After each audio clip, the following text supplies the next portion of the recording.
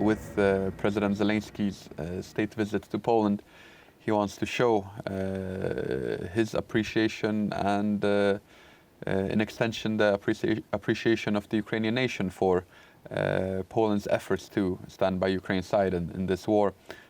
Poland has naturally received more than 1.5 million Ukrainian refugees. Altogether, probably a good 6 or 7 million Ukrainians did cross the border into Poland and stayed in Poland often for just a couple of days or a couple of weeks before heading further to other countries, and many of them have since returned to Ukraine, both from Poland and from other Western countries. But there are also those that they return to Ukraine, they give it a try, but realize that conditions are still quite hard now during the winter. Naturally, we had attacks on the Ukrainian energy infrastructure, leaving many Ukrainians without heat, water, and electricity during the coldest months of the year. So some of them have decided to again seek shelter abroad and might plan to go back for spring and summer again. But there has been somewhat of a circular migration scheme that has been created. So these refugees, they do still arrive to Poland, even though it is naturally not in the numbers that we saw last year. And also there is more Ukrainians heading back home than coming here at the moment. So, but nevertheless, when President Zelensky will speak from the Royal Castle, more or less the same place in which Joe Biden spoke when he visited Poland just in the days leading up to the first anniversary of the outbreak of Russia's full-scale war against Ukraine. So it will be another historic moment. It will only be the third state visit abroad that Zelensky has undertaken since the war started. Naturally, his first was to the US when he spoke in Congress. The second was this European tour, which he started in the UK, continued for a quick evening dinner with Macron and Scholz in Paris, and then headed over to Brussels, where he spoke in the European Parliament and later also participated in a European Council summit. So for Poland, it will be honoring to be the destination for his third visit abroad.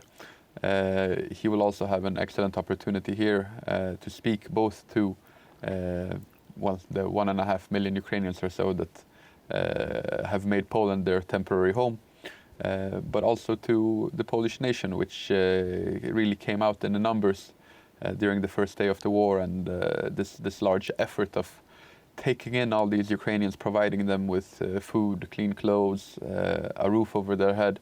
In the first days of the war, it really was a collective effort by private Poles who very often took in those Ukrainians into their own homes, and therefore there were none of these enormous refugee camps or asylum centers that you have seen in other countries.